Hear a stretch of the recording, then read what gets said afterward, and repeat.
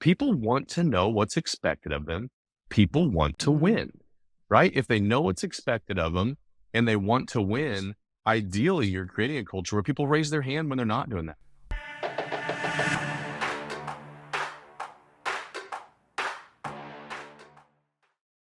In today's episode, Courtney and I sit down with elite agent Dustin Booth, and we're going to dive into how to make sure you are not the bottleneck in your business. We're also going to be discussing what it looks like to scale your organization and when you should be promoting sales leaders and service leaders within your organization. With that being said, let's start the show. Hey, welcome to the Insurance Buzz. We are your hosts, Michael and Courtney Weaver, and we're so excited to have elite agent Dustin Booth with us today. Dustin, what's going on, my man?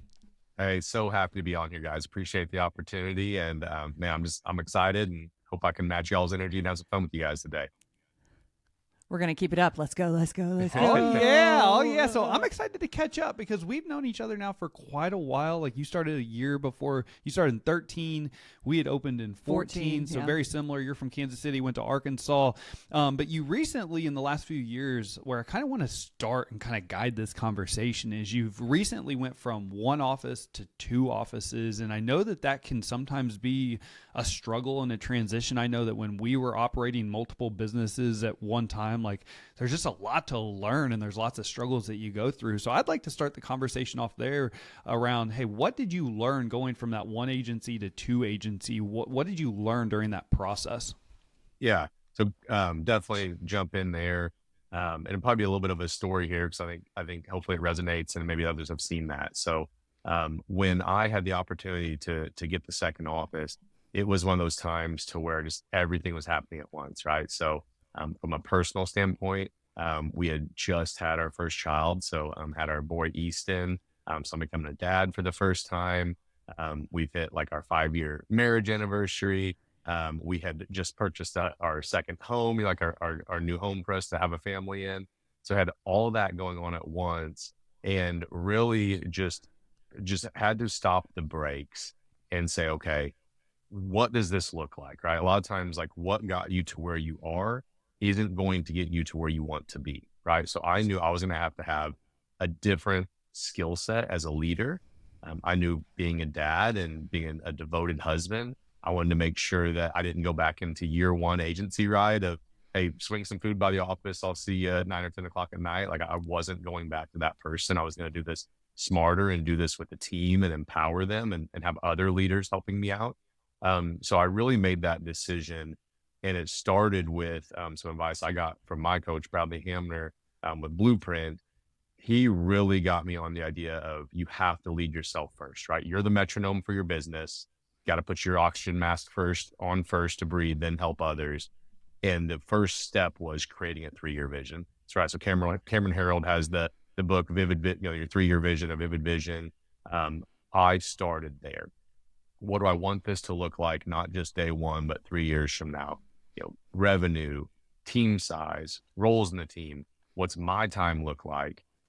All those were very big pieces of creating that vision of something bigger to look for and drive for. Because so many times, like an agency, we get in little promotions or quarters, or even like in a year-to-year rat race, right, of what we're trying to get done that year. And having that 3-year vision allowed me to really stop and lean out and look forward and start setting some targets there. Both personally and professionally. I want to backtrack a little bit because we're jumping right into this is the moment where kind of the transformation moment. I want to back up a little bit because some of our listeners might not be at that transformation moment yet. So what led you to hire a coach in the first place? Because you're saying my mentor, my coach, presented me with this 3-year vision. We followed the book and things like that. What got you to hire a coach in the first place? It's a great question. So I'm in a study group. I like surrounding myself with others who are high achievers and, both personally and professionally wanting to be the best they can be. So in that study group, I met Bradley. He'd been invited and we were walking out. I think just probably casually, like, I don't know the guy. He didn't know me. Casually just asking, how you been, man? And without thinking, I definitely think probably some God intervention here. Just right place, right time. When the teacher arrived, the student's ready. And I said, gosh, on paper, couldn't be better. Getting ready to have my first son, We've hit all the accolades you can imagine. My growth's been awesome. I've got a rock star team. But when I go home at night, I'm missing something. I just don't have that happiness, that fulfillment. There's something not there. And he said, let's grab lunch. So we kind of went one place. Him and I went somewhere else. And I was just willing to be vulnerable. Hey, here's what's going on. Here's where I feel I need help. I feel like I'm on an island in a lot of aspects. I feel like I'm a great insurance agent, but maybe to go to this next level, I need to be a better business owner, not just an insurance agent. So all those things, like in my willingness and ability to be vulnerable, allowed him, I think, to really speak some truths into me, and then me take that jump of, okay, I like some of these things, these frameworks, these principles, these concepts. I like the idea of having a think partner, an accountability partner, and all this, and decide to take that first step forward into having a business coach. So at that point in time, you just had one agency. You weren't at two yet, or had you? Correct. Okay. Yep. I just had finished my interview process and knew I would be starting one at the end of that year. Yep. So what was something that you learned going from the one office to two offices that you had to grow and develop into to make the second office a successful venture? To me, I had to not be the bottleneck of my own business, right? I had to be willing to give up some control. And a lot of that comes from a couple areas, but I had to empower my team, specifically empower my leaders to run weekly one-on-ones, to have, not just to work with my best clients, right? To lead a team meeting, to be responsible for reporting metrics back to me. I couldn't do all that, nor did I want to. Some of those things aren't in my wheelhouse and my strength. So I decided to go a direction where I had basically a sales leader and then a service leader, right? So kind of split the agency into those two items, and became our leadership team at that time. And blessed with both. Both are just incredible people. I know that they've got the right core values, right? They view this as their business, right? They take this very seriously and just have a true passion to not only help our clients, but help our team get better. So that was a big piece of it. Not be the bottleneck, empower team, build leaders, right? Pour into them. First year, we had a lot of side-by-side leadership. I didn't just throw them the reins, right? Like, hey, good luck with this. A lot of leadership and coaching into that was a big piece of it. So I want to unpack that a little bit more, because I understand this deeply of being the bottleneck, of being the one that has control issues. I get that. I think a lot of entrepreneurs do. I think that's why we go into business. But you talked about one-on-ones, and then you talked about your best clients, and then you talk about having the sales and service. If somebody's listening and they're like, okay, I would love to do these things, talk to us a little bit about what was that process like? What was the first thing that you delegated over to your team? Yeah, I think it starts with just some initial conversations. So I thought I had two people that had skill sets to be leaders, but they have to want to be that, right? I've seen a lot of times where you just take your star player, and because of the star player and they do the most apps and you put them in a leadership position, they might not be a good leader, right? They're a star player. They're not a coach. So that was the initial conversations I had, and they both definitely raised their hand and had an interest in being leaders. I think the other aspect of that that was very important was I looked at my role and said, okay, in essence, a time and energy audit. Hey, what are the things I'm doing, right? I'm doing these daily. I'm doing this weekly. I do these one-on-ones at these times. So I audited my time. I audited my energy. Hey, what's giving me energy? What's an energy vampire? What's maybe something that I do, but someone could do better? And I started there, and then basically started replacing things, right? So, okay, what can I replace from an admin standpoint, right? What can I replace from sales? What can I replace from day-to-day leadership in the agency? And started just attacking those and having a game plan to go through those to replace, basically audit, replace, and then fill, right? Okay, so now I've created time. I can fill that time now with training and leading my leaders. I can fill that time now because I need more time being back and forth between offices. Honestly, I can fill that time now because I want to be home and be present with my family more compared to grinding it, late at night or taking a 6 o'clock appointment or something like that, right? So that was really big for me, was the audit, fill, audit, transfer, and then fill. You said something that I don't want to skip past because you've said it, and I've learned this from so many successful guests that we've had on the podcast of promoting the wrong people. And you're going to promote the wrong people, but what you just said, I don't want to skip past that because this has been the common theme that we've been told. It's not the highest producer in the agency that is getting promoted for the sales leader or service leader. It's typically the number 2 or number 3, maybe even number 4 on the team from a production standpoint, but they're better communicators. They like the idea of maybe a higher base, no more commission. Like if you get those players that are just like, they crush it they are geared differently, and that may not be the person you want in that leadership position. So you've said that along with hundreds of our guests, and so I don't want to skip past that because I think that's always the go-to. Well, you're the number 1, let's just promote you. Well, hey, they got to number 1 want to even be in that position, and number 2, they're probably going to take a pay decrease. So is that something that your number 1 actually wants to even do? For sure.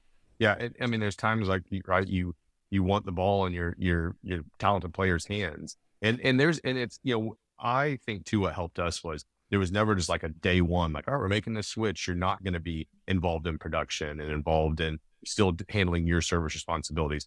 We had very much like a runway, right? Hey, this is a long runway. We're going to transition things slowly. Because basically, if we were taking something off of them, then we had to have someone else on the team that was going to do it, right? If we're used to getting this many life apps from this person or this much service work done from this person, but now it's only going to be a portion of their role, then we've got to have a team that's trained up and can do it well to actually let that go. Right. So that was a piece. Yeah. It was almost like a lot of times you build up from the bottom and see the results at the top, just, okay, we got this layer, we can take this off. So now this person can move up, and we got this, we take it off. Now this person can move up again. But that's a constant struggle. Something still to this day. I mean, you have things like turnover hit or, so you go through something different in your market. You just have to be able to be adaptable, but once again, always true to that vision, right? Always true to where you're trying to go. And I know this has been kind of a runway, but I'd be interested now what your conversation looks like with like your sales leader, for example. Like, are there certain metrics or KPIs you're holding them accountable to, or what does that conversation look like that then they're going and having conversations and holding people accountable? Very much. Yeah. My sales leader is just, like I said, incredible, very good at what he does, very good leadership skills. Him and I really talk about this, from the business owner perspective. Here's our key objectives for the year, right? Here's what we're needing to get done on a weekly basis. Here's what we're needing to do. I'd say the 2 things that help a lot, and honestly, one of these comes, right out of you. It's the win the day concept. So that helps him really lead with good energy, right? It allows that day-to-day accountability. It's fun. We have a scoreboard, everything that goes well with that. And then we have KRAs for then our individual team members, right? So here's your key results areas. Here's your expectations. Here's how we expect you to show up. Here's your 4 to 5 key areas that we're going to, they're going to be discussing. Your one-on-ones are going to be part of your quarterly reviews, those types of things. So that has been a big help too. Just help give them framework, and same thing, everything we do, and a lot of this is from Blueprint, like everything we do is a playbook. So it's not like he just runs a one-on-one and just sitting there talking, right? We've built out a template, right? We share that with the team. They know what's going to talk about in their one-on-one. They know what we're going to talk about in their reviews. And I think that just helps. It's a different style compared to like everything being up here for me. It's like, no, we actually have documented processes, how we're going to do this. And that's going to allow me to coach not only to the person, but also to the process and have that harmony to create the best results. I got to hit on this because I'm seeing this a lot in the insurance industry where they're throwing the S&P word around as systems and processes. Mm-hmm. And you just brought up that you're coaching to the process, because so many times people think that a process is going to fix them, a system's going to fix their agency, and those are only as good as you hold somebody accountable to, like coaching to that. So talk a little bit about what coaching to the process looks like for you. Yeah. So I think, for example, what we do is we really try to create an operating system, right? And then within that operating system, we have playbooks.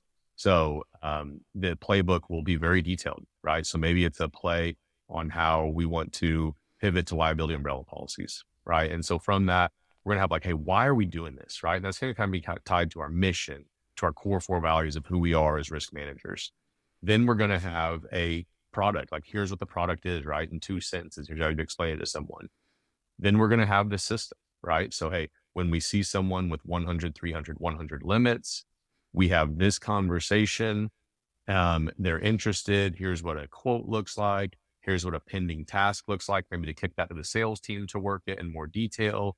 Here is what the email template looks like when we send the quote. Here's what the text follow-up looks like.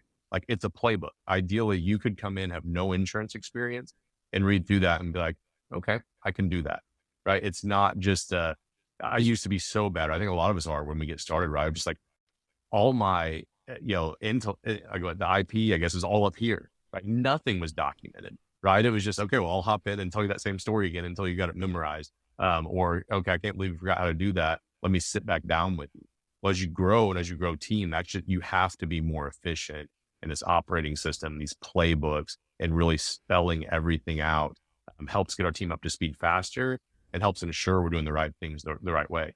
Then in essence, when we see that, like, okay, well, I know you talked that person out of the club, it doesn't show me, right? Show me the email you sent.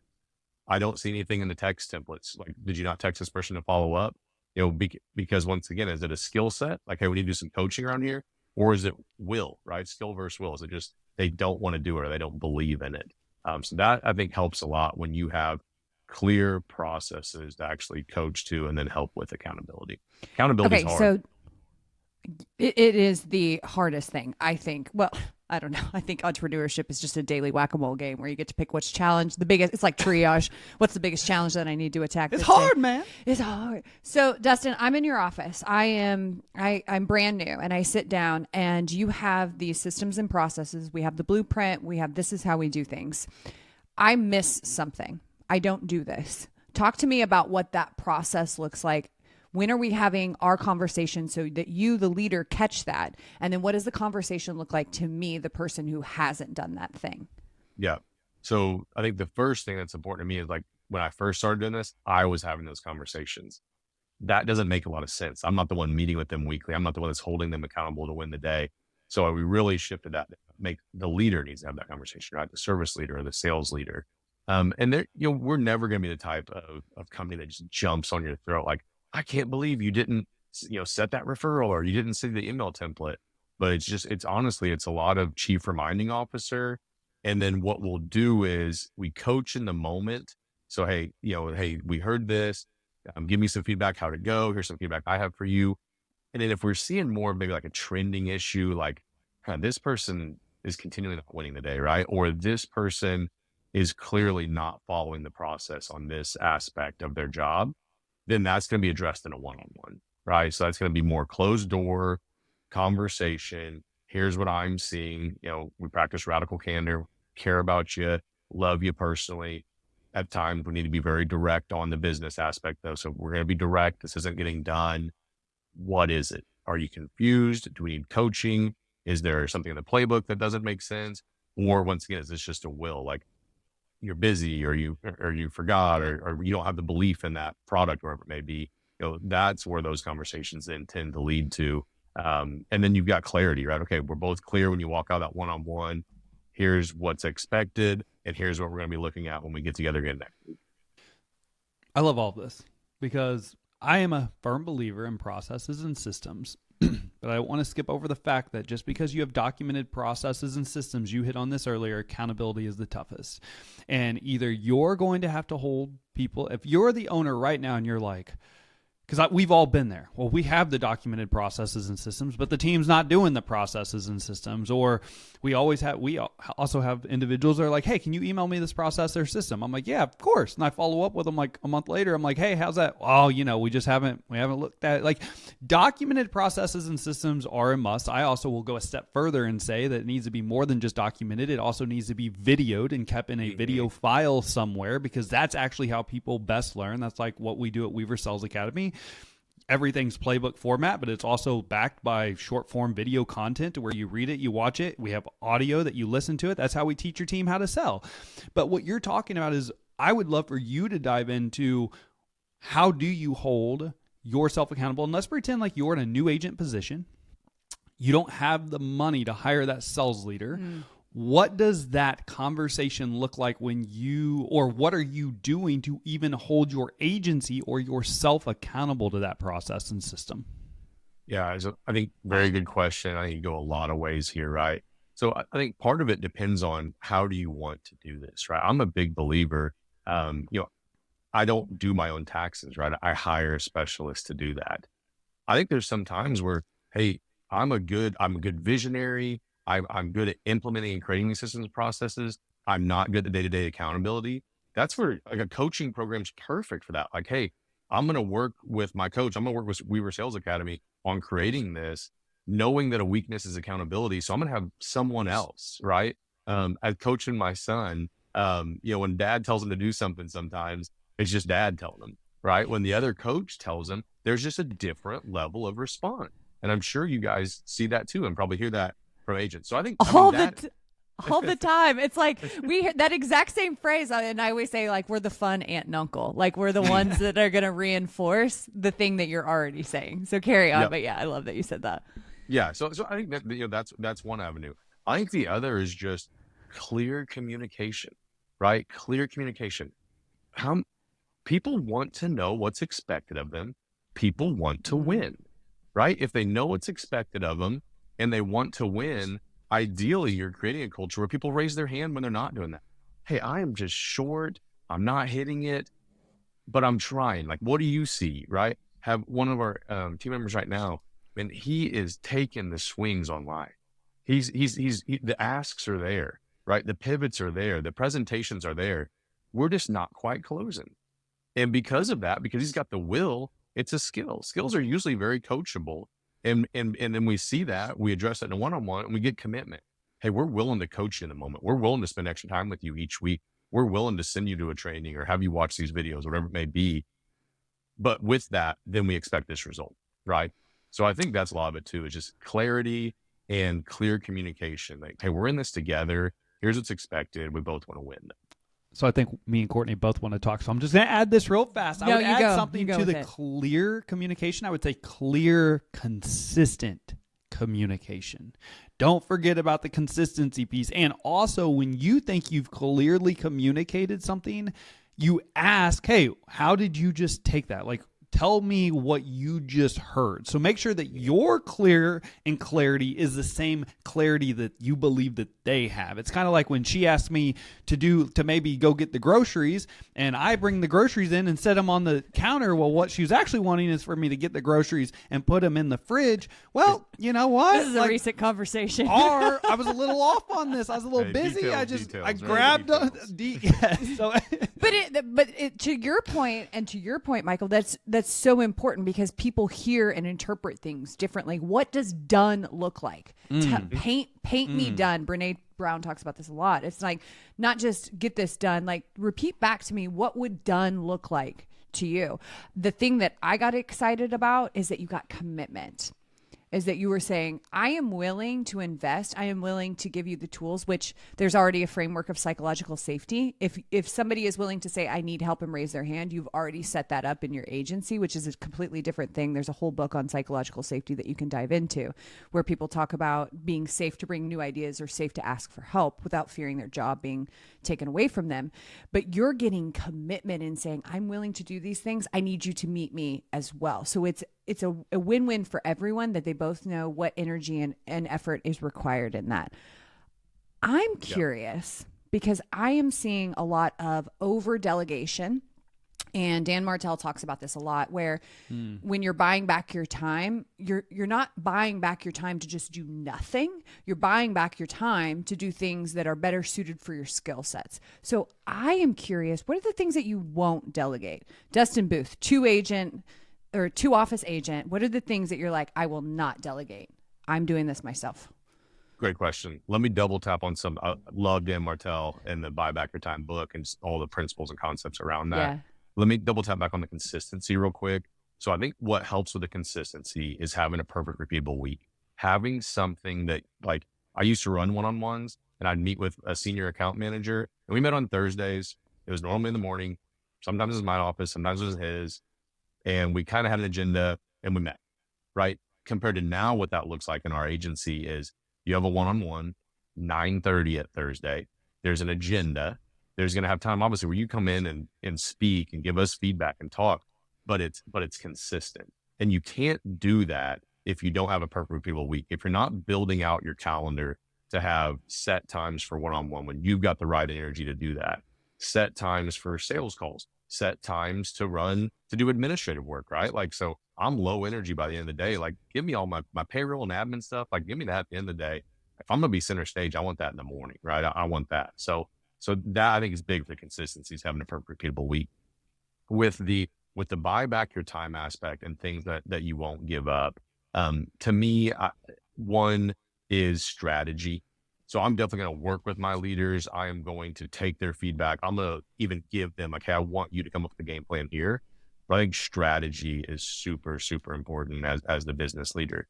I think some form of cadence with your team, right? Could be a weekly meeting, could be a Friday coffee that you take to the office. I mean, just something to where there's personal touch, and just community in essence with the team. I think that's a big thing.